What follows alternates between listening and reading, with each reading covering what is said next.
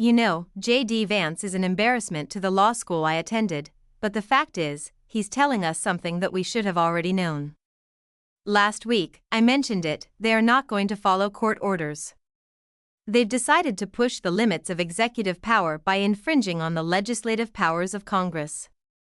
George Conway recently took a very critical stance against Donald Trump and J.D. Vance. It's going to be a disaster, I promise, and you won't want to miss it. George doesn't just criticize, he backs it up with evidence, which he's sharing like it's Halloween candy. J.D. Vance has completely exposed Trump, and George isn't holding back. It's a brutal takedown that's also pretty funny, and the way things unravel for these two will surprise you. Trump, as we know, is like a Russian nesting doll of lies. He'll lie, then lie about lying, and then keep lying about that. George Conway has exposed more than just Trump and J.D. Vance. Even their supporters had to question if they were still aligned with reality after he thoroughly mocked them. Somehow, Vance managed to convince an entire state to send him to the Senate, despite having a reputation as unstable as a sandcastle in a hurricane. The only solution left is for people to go out into the streets and protest. Courts have no mechanism to enforce their orders other than through the United States Marshals and, by extension, the Department of Justice and the executive branch. The reason we follow court orders is because the executive branch complies. If the executive branch chooses not to comply and openly states that they won't follow court orders, the rule of law, at least in the federal government, ceases to exist. This is something we need to start focusing on because that's the direction these people will go first. J.D. Vance, a self-described intellectual, persuaded the people of Ohio that his book about hillbillies made him an expert in government. In reality, he's about as qualified as someone who spends 30 seconds reading a Wikipedia article before starting a podcast. When it comes to serious politics, Vance is the type who uses catchy phrases to sound more intelligent than he actually is.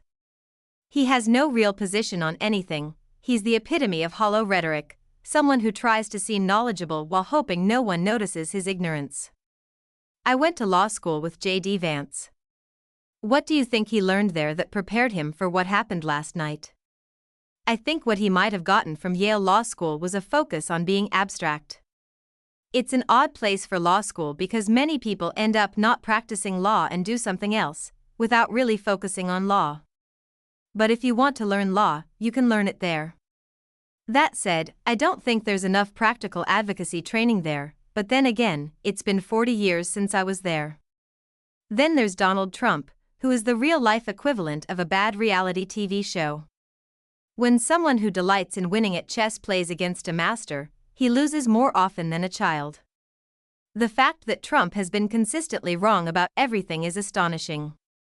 Every time he speaks, it's like watching a kid try to explain quantum physics. His political perspective is as shallow as a puddle. Though it's amusing, it's really concerning that anyone ever took him seriously. There was a bipartisan immigration bill aimed at fixing some issues, but Trump didn't want to fix it. He pressured the House to vote against it because he didn't want a rational system, he wanted the system to fail. George Conway has been critiquing Vance and Trump with the precision of a surgeon and the poise of a bull in a china shop. Watching an adult mock a pair of overstimulated children who somehow made their way onto a political stage is similar. While Vance and Trump seem to be fumbling in a world they struggle to understand, Conway's ability to cut through their mistakes is a masterclass in political humor. Conway quietly steps forward and exposes their contradictions as if they were fragile lies held together by desperation, hope, and a total lack of self-awareness.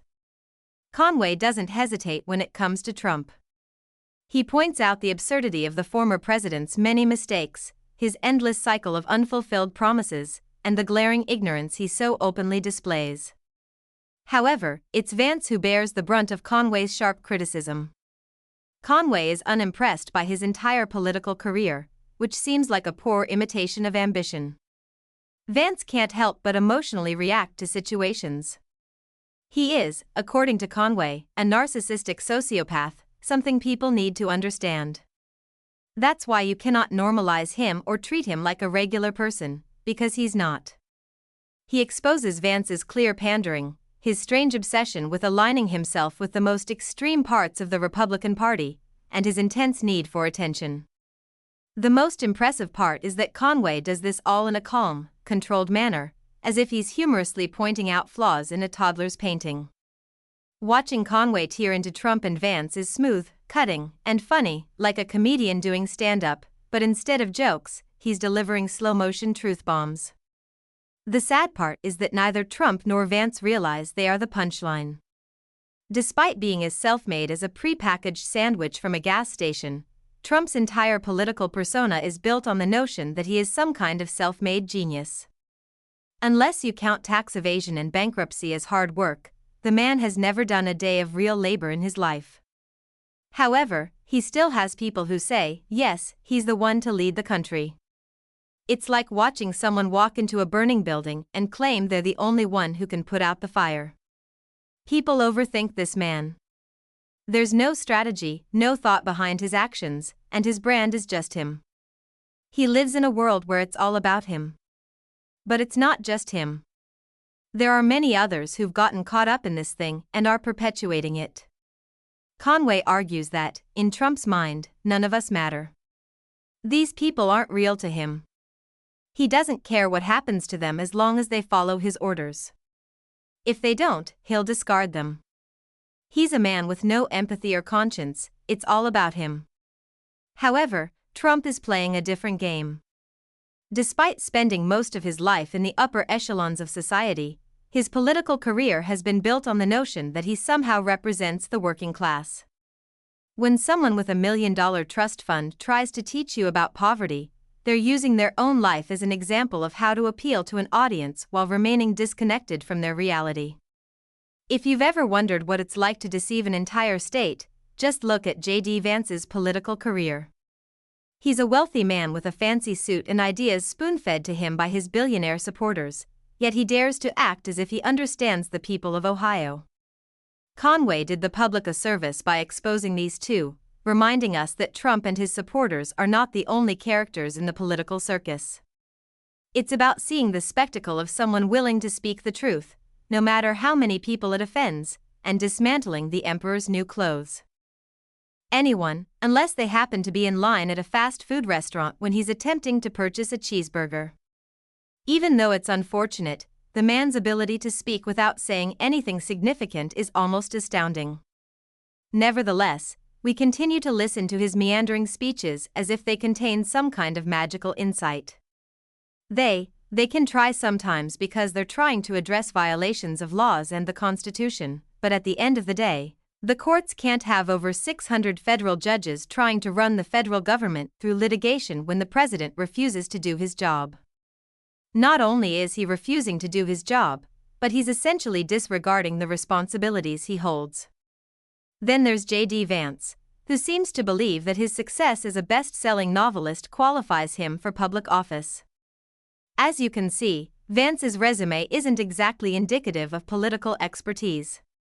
It reads more like, if nothing else, I'm an affluent person who wrote a novel about struggling people, and I now believe I understand the world. Vance's skill appears to be knowing how to say just enough to satisfy his backers without ever taking a strong stance. He is like the bartender who talks about politics but fails to back up those claims with action. It's easy to seem tough when you're comfortably discussing problems you'll never personally face, but when it comes time to make decisions that affect real people, Vance's platform fades faster than Trump's approval rating after each controversial tweet. Conway's criticisms go beyond just Vance and Trump. He doesn't just discredit their beliefs, he exposes the core of their political existence.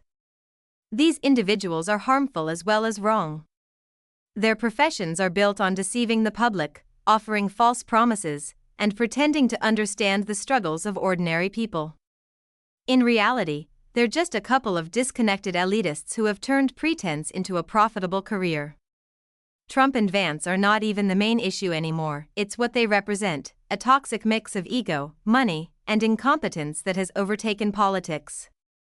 George Conway isn't just mocking these two, he's exposing the corruption at the heart of American politics. He's showing that Vance and Trump's ability to thrive is a result of a system that favors empty rhetoric over meaningful substance. From 1980 to 2018, the political landscape has shifted, and we've come to a point where we cannot tolerate these political charlatans. We must stop listening to those who speak in broad terms but offer no tangible actions. Trump and Vance have mastered the art of appearing knowledgeable without actually contributing anything of value. Despite this, they have managed to convince large segments of the American population that they are the country's saviors. Anyone with a clear mind can now see that these two are nothing more than figures who have deceived the public. According to George Conway, the truth is now clear, and it's an unpleasant one. Conway isn't just criticizing Vance and Trump, he's criticizing the whole spectacle that has been allowed to operate for too long. The public is too intimidated to criticize them because they fear retaliation. It's like watching two clowns juggle, but Conway isn't afraid to point out that these clowns pose a real threat to the nation. George Conway has exposed the flaws in both Trump and Vance's political approaches, highlighting their incompetence and lack of integrity. His criticisms reveal that slogans and catchy phrases can no longer obscure the reality of their leadership failures.